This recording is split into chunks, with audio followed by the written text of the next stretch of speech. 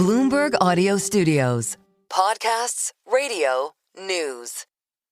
President Trump is taking this economy in a different direction. He ran on that, he promised it, and now he's delivering. We're in the process of imposing reciprocal tariffs. This is going to hurt our economy before we get to any possible retaliation. Thank you for being such a pro-business, pro-innovation president. We're very excited to see what you're doing to make all of our companies and our entire country so successful. The big promise was that he was going to bring down prices and make America affordable again. And everything he's done is the opposite of that. We had the greatest economy in history. This economy, in my opinion, is going to blow it away. Let's face it, the globalist idea that we should all do the same thing, have the same regulations, have the same targets, and the EU, of course, is the epicenter of all of this for the globalists. That's now for the birds. There's a change of debate. There is now something called national interest. And that's the new politics that you're seeing.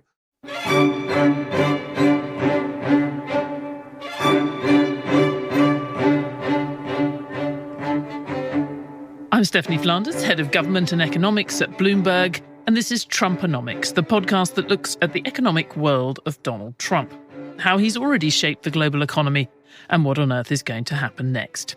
This week, I wanted to play you a lively conversation I had with Nigel Farage, leader of Reform UK, on the sidelines of last week's World Economic Forum in Davos.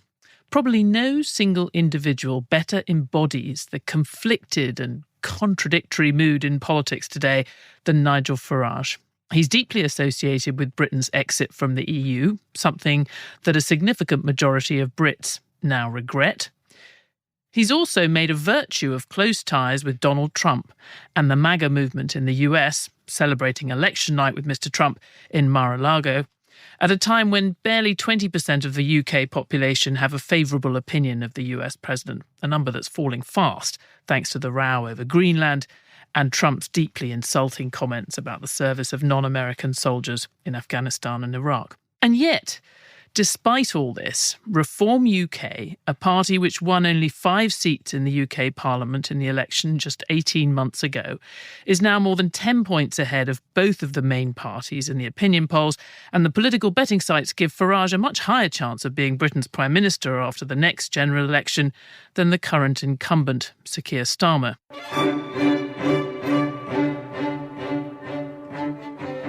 So it seemed like a good time to dig into what a reform version of Trumponomics would look like, whether the UK could get away with being quite as cavalier as Donald Trump has been about boring things like central bank independence or inflation target.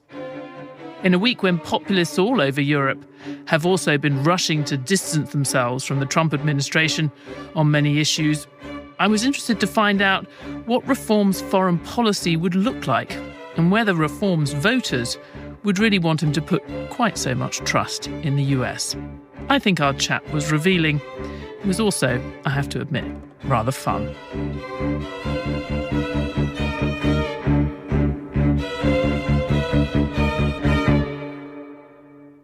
A bit surprised to see you. You used to really slag off all the globalists at the WEF. Oh, I slagged off the European Parliament for 20 years, but I still went there once a month. And I think I genuinely upset them virtually every time I turned up. Isn't it interesting? I mean, 5 years ago, here at Davos, the main topic of conversation was climate change, DEI, all that baloney. And here we are, 5 years on, and the debate's completely different. It's being dominated by AI, tech, energy. And the one thing I've enjoyed over the last couple of days, there is genuine debate. There are different opinions now, rather than the sort of consensus view that I certainly felt was coming out from the globalists. I found it really interesting and worthwhile. It is quite funny that there's so many honest conversations this week, and it sort of suggests, what were the conversations like before? Well, I think, you see, it's interesting, isn't it? I mean, 10 years ago, we had the Brexit referendum result, we had Trump winning the presidency, and I think everyone thought, well, these are just aberrations. These are short-term. I remember Tony Blair saying these are sort of short-term fits of rage. Normal service will be resumed. And now everyone realises that actually these were the first tremors of a very, very major change in political conversation and debate. And that, I think, now is writ large.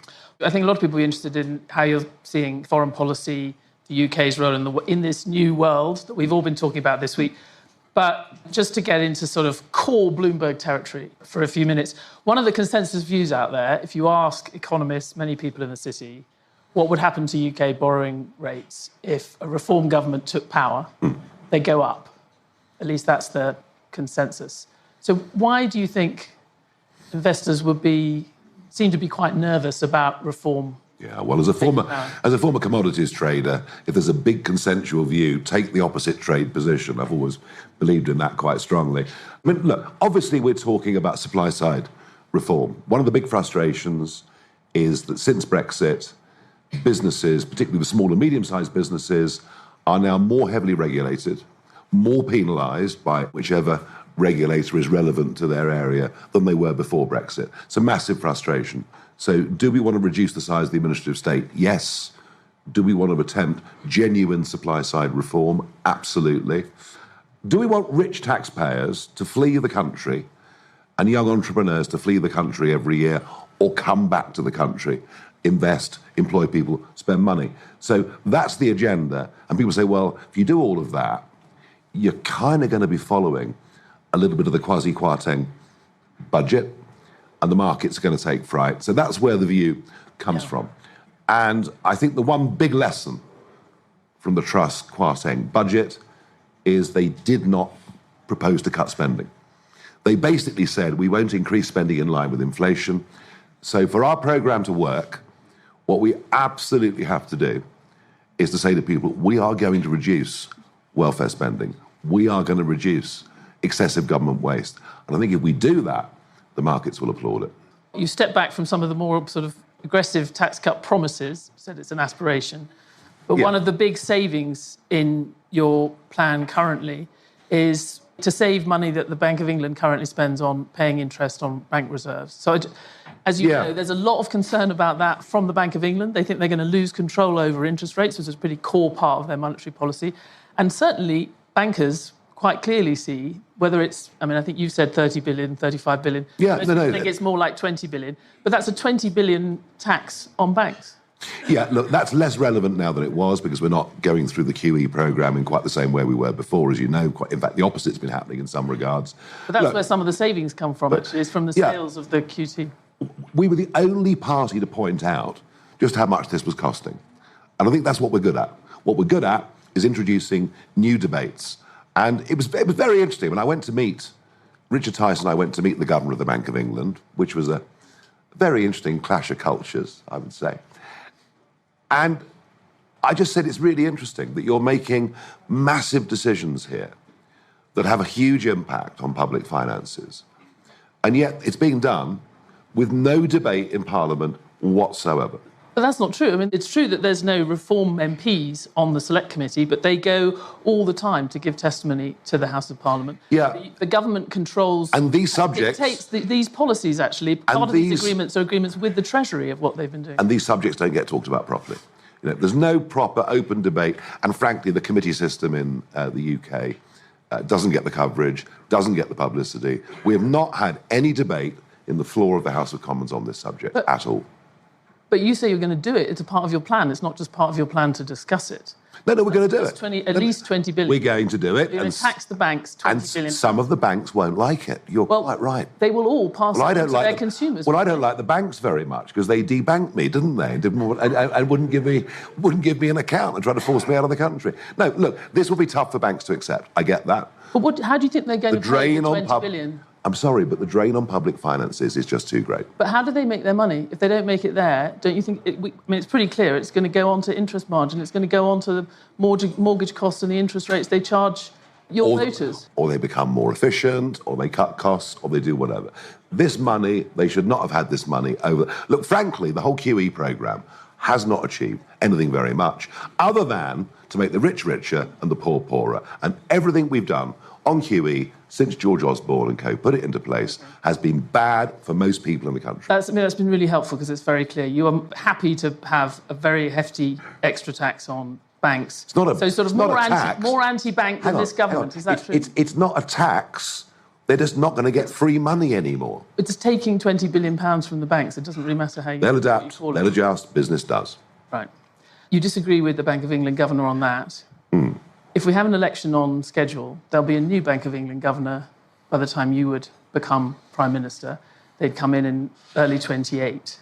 One of the other things that people are worried about is that you're actually questioning one of these key pillars of UK economic policy, one of the few stable pillars in the last 15 years or so, 20 years. The independent Bank of England, will you let that new Bank of England governor continue in their term, their full term? Well, given what a catastrophe UK economic policy has been over the last 15 years, I think we should challenge every single tenet of it.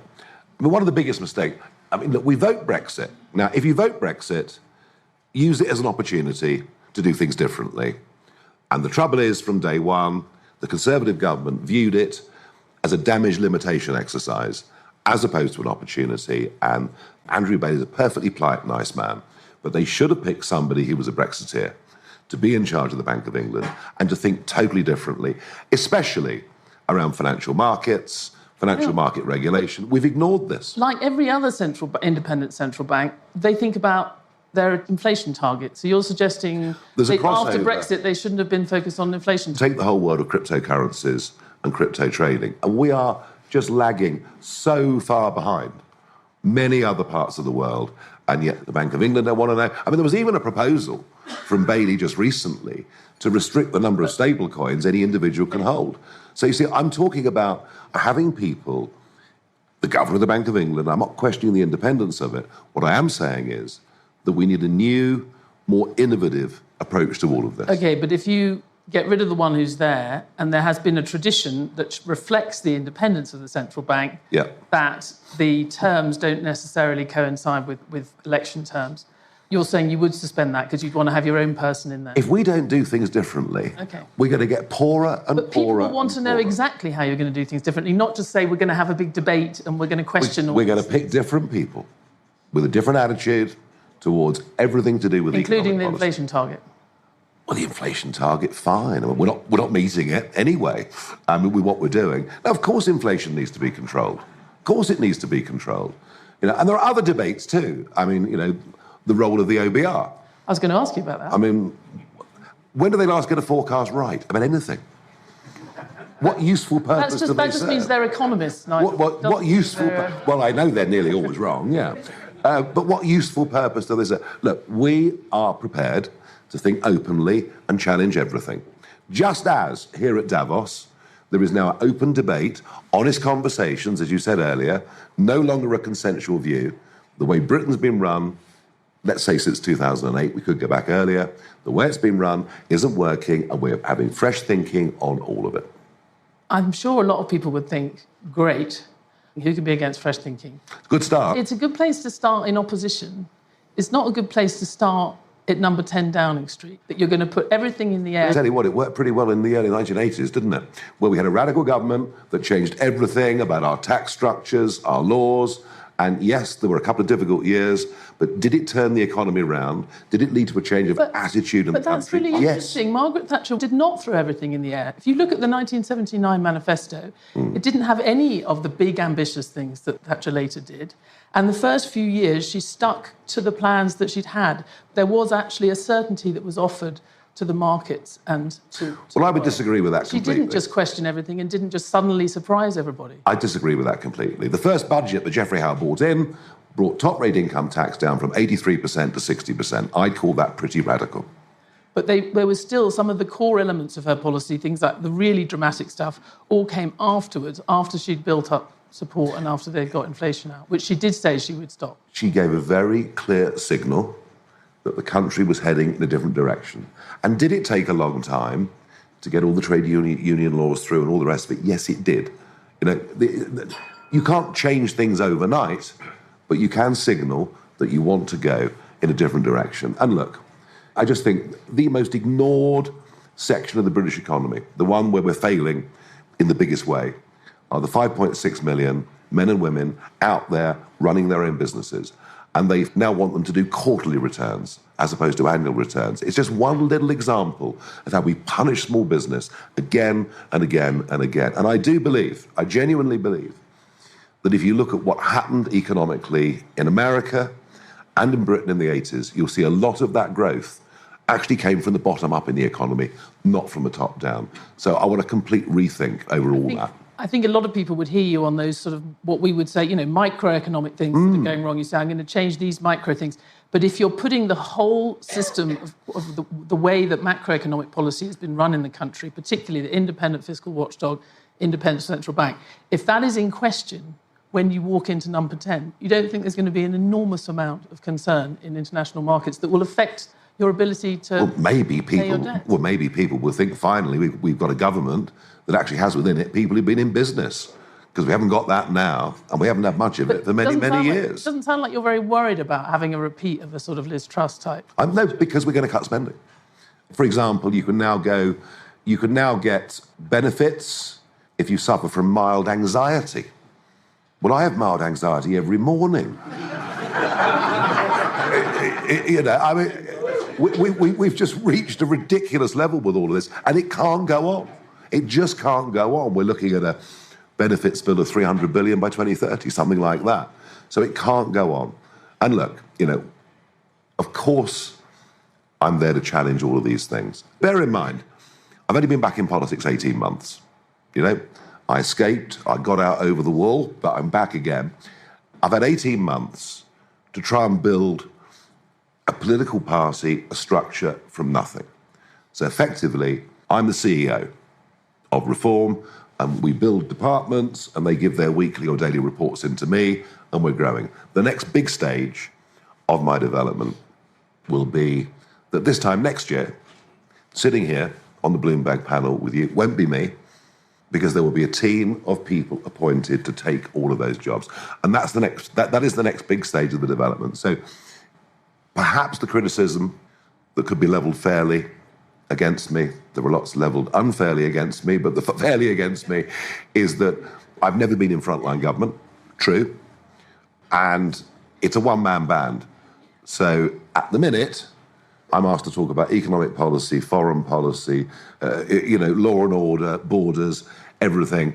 And so it's now about broadening the team, putting different people in position, and then formulating firmer policies than we have. But we have laid out already some proposed bills, economic bills, the concept of the Britannia card to try and bring high taxpayers back to Britain, the digital markets, digital assets and crypto bill. So I think we are showing a way forward.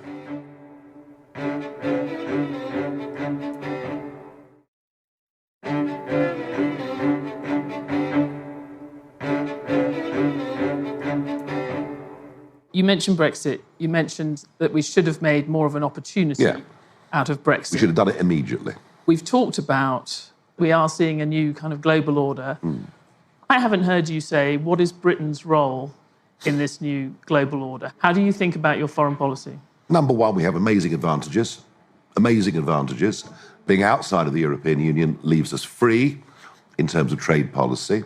Ironically, the super Remainer Starmer boasts at the dispatch box now about the fact we've got an independent trade policy and we're able to do things.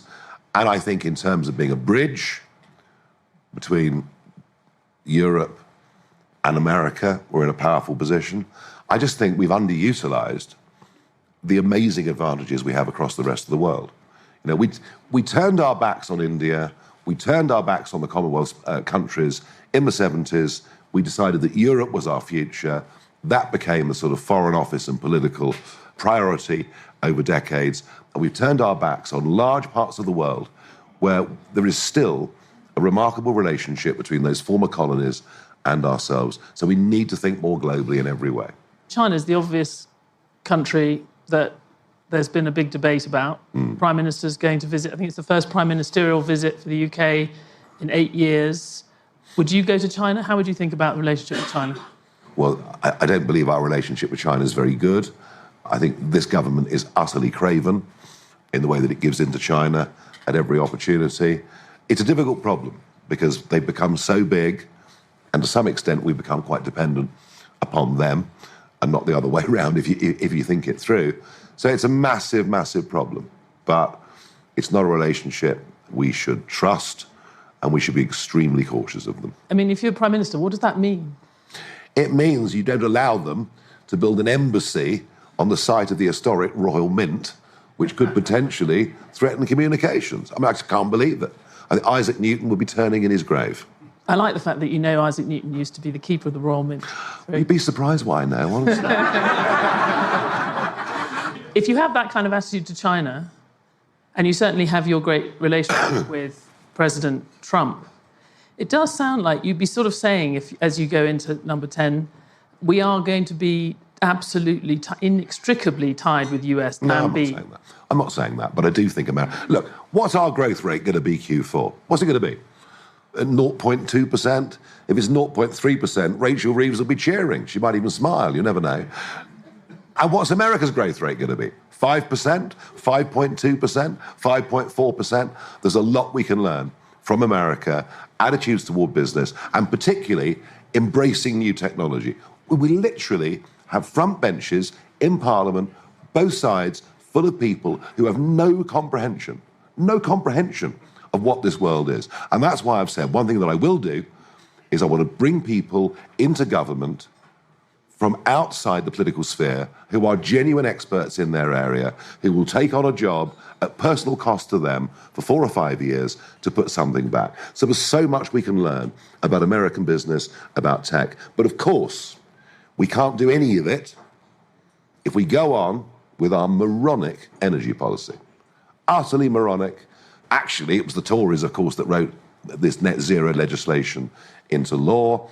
And we turned our backs on gas production. We've turned our backs on oil production. This was a consensus of both parties, both with the same attitude. And here we are with industrial energy prices 4 times that of America. It's insane. Going back to the relationship with the US, I mean, you talked about the dangers of being dependent on China. We are utterly dependent on the US for many, many things, including, obviously, very deep level at our defence. Yes. And you're talking about closer economic ties. A lot of people this week have really questioned whether this president is a reliable partner. OK, I did not talk about closer economic ties. I talked about learning from what the Americans have done, because they're getting it right and we're getting it wrong in terms of economics. So who are we going to have closer ties with under a reform government? Not China, that would be worse. Certainly not China. Not the US. We've got to think more in terms of the English-speaking world, and yes, that does include America, of course it does. But to have a close relationship doesn't mean being beholden. You know, friends will disagree from time to time. I will disagree with things Trump says, of course, from time to time.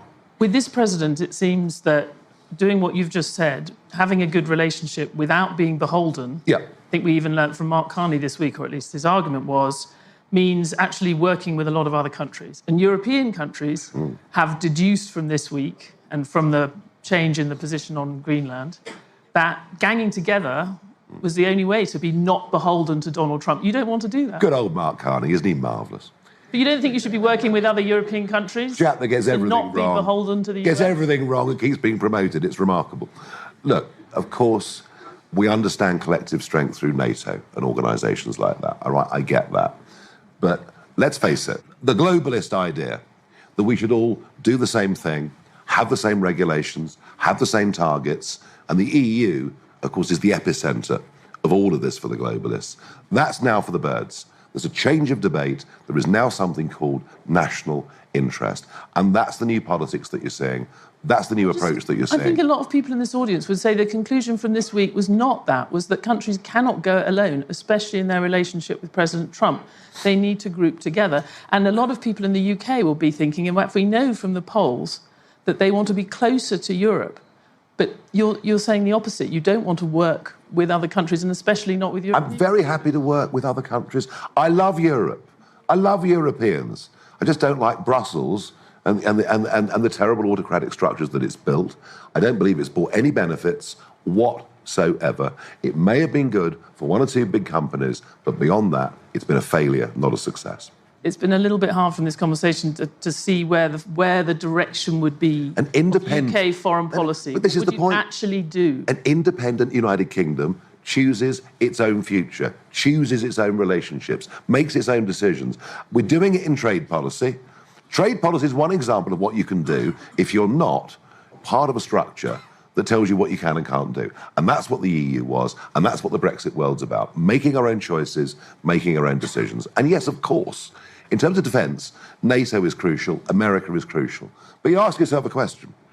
Has Donald Trump made NATO weaker or stronger over the last 10 years? And I would argue he's made NATO a lot stronger by waking Europeans up to the fact they couldn't go on having a free lunch. We're going to run out of time, but given that this week has been so dominated by tech, I couldn't help noticing this week you had to apologise for breaching the code of conduct, for failing to declare a load of income to the parliamentary committee.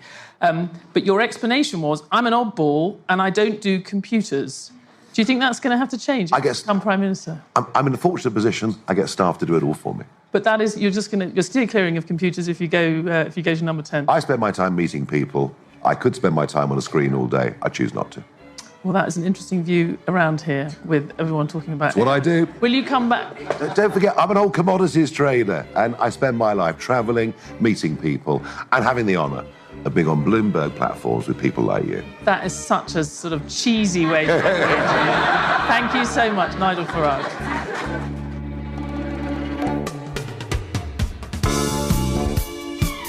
Thanks for listening to Trumponomics from Bloomberg. It was hosted by me, Stephanie Flanders. I was joined by Reform UK leader Nigel Farage.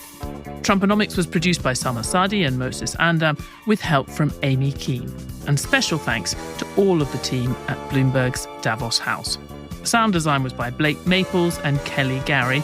And to help others find us, please review and rate us highly wherever you listen to podcasts.